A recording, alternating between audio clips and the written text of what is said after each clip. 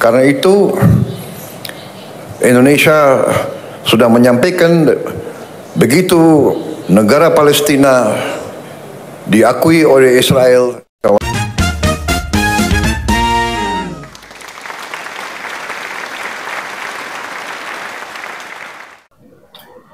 Presiden Prabowo Subianto akan siap untuk mengakui Israel jika Israel mau mengakui Palestina.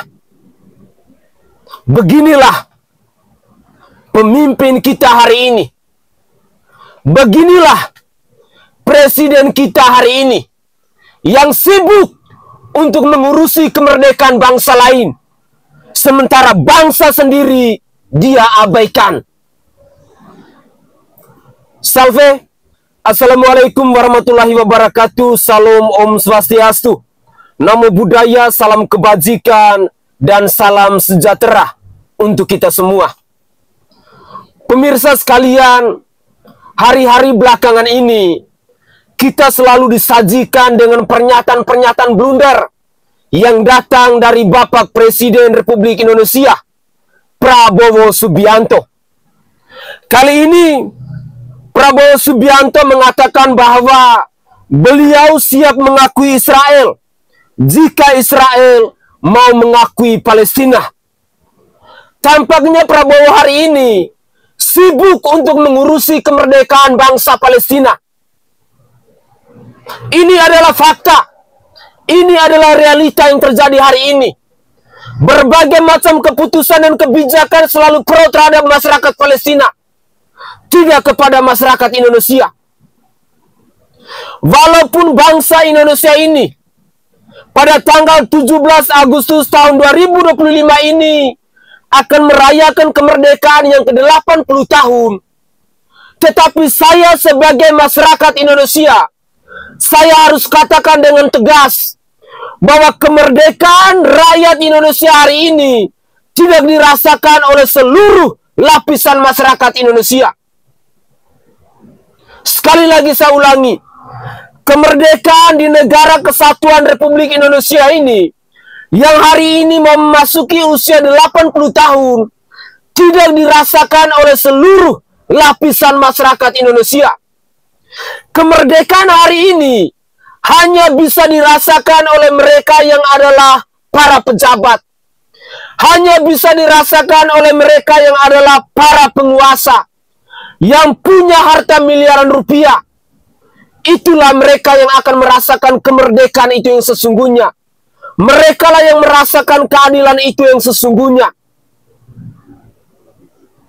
Tetapi hari ini kita disajikan dengan pola kepemimpinan dari Bapak Presiden Republik Indonesia Prabowo Subianto yang sibuk untuk mengurusi kemerdekaan bangsa Palestina.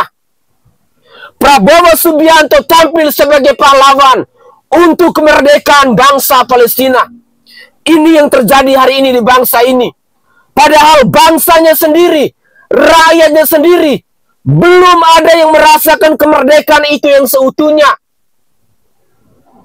Apakah masyarakat Papua di sana sudah merasakan kemerdekaan itu yang seutuhnya?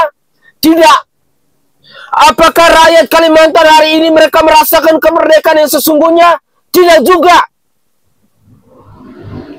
Dan masih ada begitu banyak provinsi-provinsi lain yang ada di bangsa ini yang belum merasakan kemerdekaan itu yang sesungguhnya. Tetapi kenapa Prabowo Subianto yang adalah Presiden Republik Indonesia ini malah sibuk untuk mengurusi bangsa lain? Terkadang saya bertanya, apakah Presiden Prabowo Subianto ini menjadi presiden dipilih oleh bangsa Palestina? Tentu saja tidak. Kita rakyat Indonesia yang memberikan kepercayaan kepada Prabowo Subianto untuk menjadi orang nomor satu di bangsa ini, bukan rakyat Palestina. Semoga saja ke depan bangsa kita ini baik-baik saja. Itu adalah harapan dari saya yang adalah rakyat jelata ini. Jikalau tidak, bangsa kita ke depan akan semakin hari semakin rusak. Semakin hari semakin amburadul. Semakin hari semakin bobrok. Karena pemerintahnya malah sibuk untuk mengurusi kemerdekaan bangsa lain. Keputusan dan kebijakan pun tidak pro kepada masyarakat Indonesia, tetapi pro kepada bangsa lain. Ini adalah ungkapan kekecewaan yang saya tujukan kepada Bapak Presiden Prabowo Subianto. Sakit hati, Pak. Bapak sibuk untuk mengurusi bangsa lain, sementara bangsanya sendiri Bapak abaikan. Coba Bapak turun ke tengah rakyat jelata Indonesia hari ini. Bapak akan melihat bahwa masih ada begitu banyak rakyat Indonesia, rakyatnya Bapak, rakyat yang memilih Bapak untuk menjadi presiden hari ini, yang hidupnya di bawah kolong jembatan, yang tidur malamnya di emperan toko, yang ngemis di lampu merah, yang mati karena kelaparan. Itu masih banyak, Pak, di bangsa ini. Karena itu Indonesia sudah menyampaikan begitu negara Palestina diakui oleh Israel kawasan Timur Tengah. Sudah di berbagai tempat, di berbagai fora, saya sampaikan sikap Indonesia bahwa Indonesia memandang hanya penyelesaian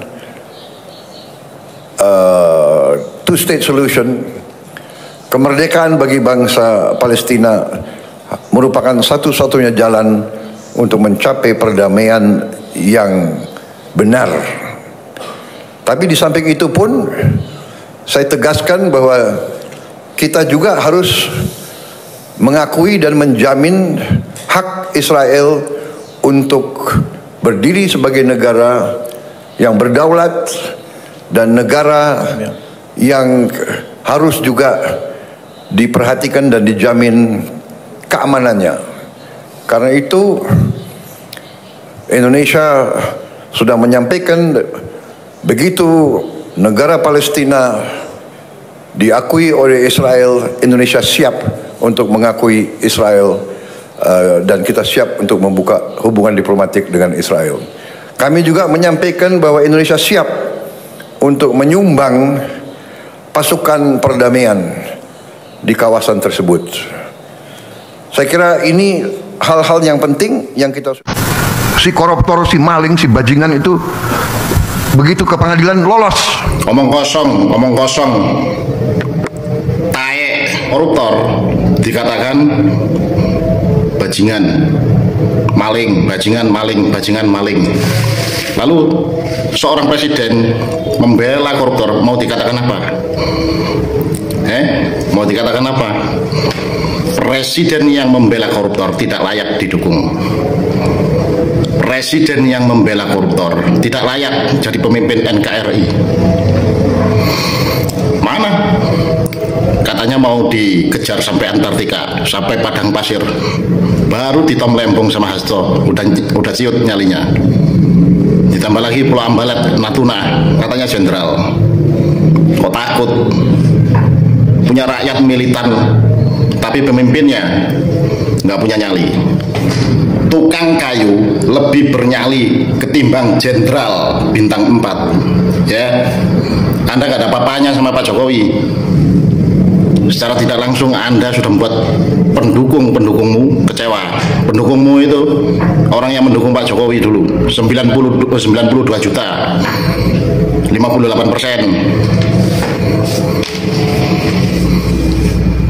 Kalaupun saya menyuarakan lengserkan Prabowo, saya punya alasannya sendiri. Mau dipidanakan saya, silakan. Anda sudah tidak bisa lagi mempidanakan orang pengkritik. Mau dikatakan apa? Seorang presiden membebaskan 2 koruptor yang sudah dipidanai. Begitu, kalau koruptornya sudah tobat, bagaimana? Menurutku omongan Bapak Prabowo ini nggak bisa dipercaya, ya. Satu pun omongan Bapak Prabowo ini nggak ada yang bisa dipercaya. Omongan dan perbuatan bertolak belakang. Saat kampanye, Bapak Prabowo mengatakan jika terpilih menjadi presiden, begitu saya dilantik, tidak ada tempat bagi para koruptor. Saya akan kejar bukti-buktinya. Saya akan kejar sampai ke kutub utara, ke tengah gurun terdalam. Itu omongannya ketika kampanye. Begitu dilantik, Bapak Prabowo juga berkata, akan saya bangun penjara dengan tembok yang kokoh untuk para koruptor supaya tidak bisa kabur. Lalu akan saya naikkan gaji hakim 280% supaya hakim-hakim tidak bisa disuap, supaya bisa menegakkan keadilan. Lalu Bapak Prabowo mengatakan kalau koruptor sudah tobat, ya harus diampuni, asal kau kembalikan uang yang kau curi. Di negara mana Pak pencuri bisa diampuni walaupun dikembalikan uangnya? Di negara mana Pak pencuri bisa diampuni? Kalau begitu ngapain Bapak buat penjara? Ngapain Bapak naikkan gaji hakim? Tujuan Bapak menaikkan gaji hakim untuk apa?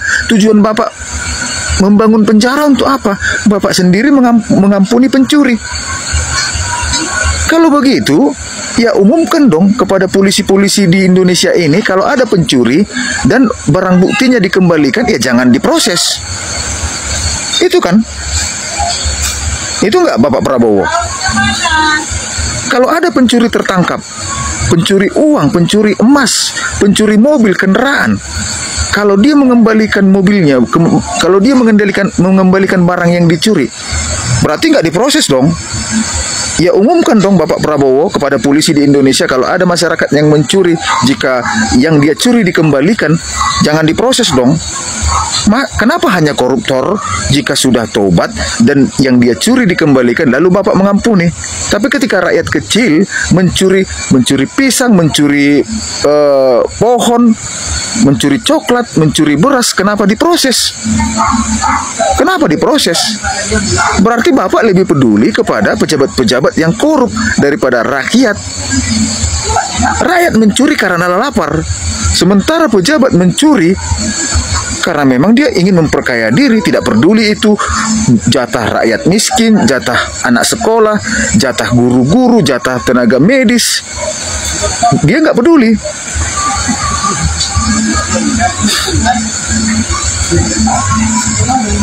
Apa ini balas dendam Bapak karena kalah 3 kali selama ini? Lalu Bapak balas dendam kepada rakyat. Nggak bisa dipercaya omongan Bapak. Nggak bisa dipercaya.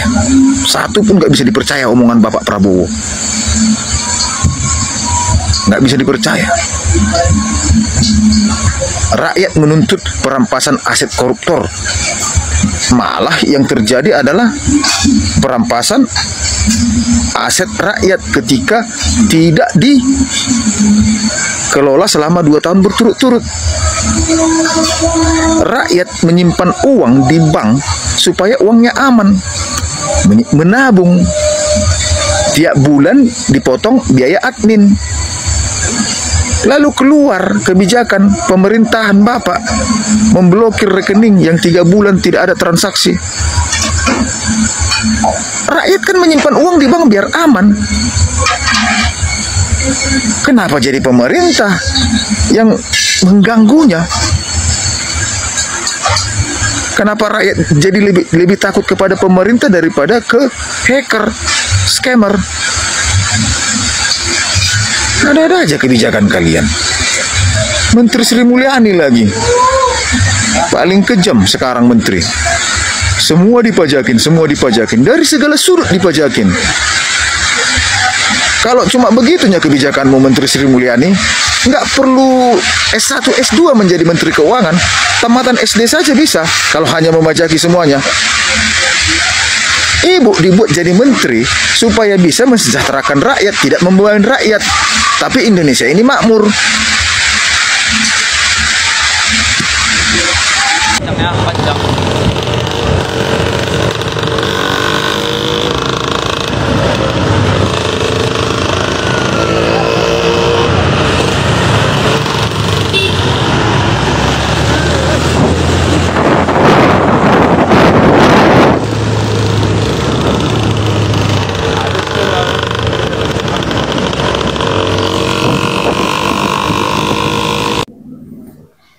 Pemirsa sekalian, itu adalah cuplikan-cuplikan video yang bisa saya sajikan ke hadapan pemirsa dalam konten saya kali ini. Komentar-komentar yang datang dari netizen, yang datang dari warganet, adalah ungkapan kekecewaan dan mosi tidak percaya kepada Bapak Presiden Prabowo Subianto. Omongan dari seorang Presiden Prabowo Subianto memang tidak bisa dipegang. Tidak heran bila hari ini masyarakat Indonesia menjuluki Bapak Presiden Prabowo Subianto ini sebagai presiden omon-omon.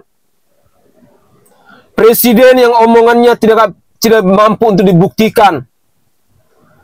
Presiden yang nyalinya seorang jenderal kalah dengan seorang tukang kayu. Jujur, hari-hari belakangan ini ketika kita disajikan dengan kebijakan-kebijakan Prabowo yang mencekik leher rakyat, rasa-rasanya kecewa sekali. Kecewa karena dulu kita telah memilih Prabowo Subianto. Kecewa karena kita memberikan harapan yang begitu luar biasa kepada Prabowo Subianto. Kita berharap dengan janji-janji kampanye yang begitu manis yang disuarakan oleh seorang Prabowo Subianto dan Gibran Rakabuming Raka kala itu, tentu kita punya harapan bahwa bangsa ini akan ada perubahan. Bangsa ini akan mengalami yang namanya kemakmuran. Bahwa kemerdekaan itu bisa dirasakan oleh seluruh lapisan masyarakat. Mulai dari Sabang sampai Merauke, dari Miangas sampai Pulau Rote. Tapi ternyata semakin hari, semakin kesini, dan baru 10 bulan Prabowo menjadi orang nomor 1 di bangsa ini sudah semakin rusak. Banyak rakyat yang hari ini hidupnya sangat susah.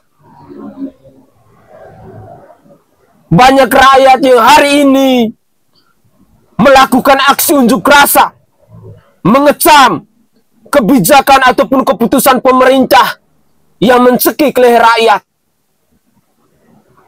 Ini adalah fakta. Ini adalah fenomena. Di sisi lain, kita merasa sakit hati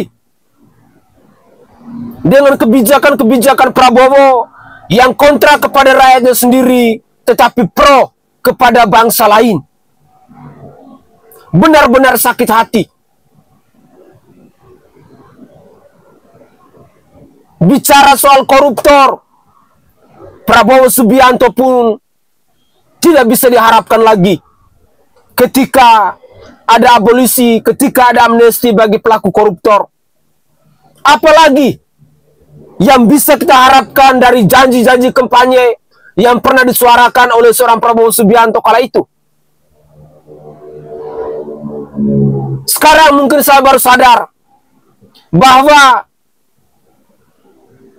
ketika Prabowo Subianto maju menjadi calon presiden Republik Indonesia kala itu, kalau tidak didampingi oleh Gibran Rakabuming Raka, Prabowo Subianto hari ini mungkin tidak akan menjadi apa-apa. Mungkin itu jauh lebih baik. Mungkin itu jauh lebih mulia.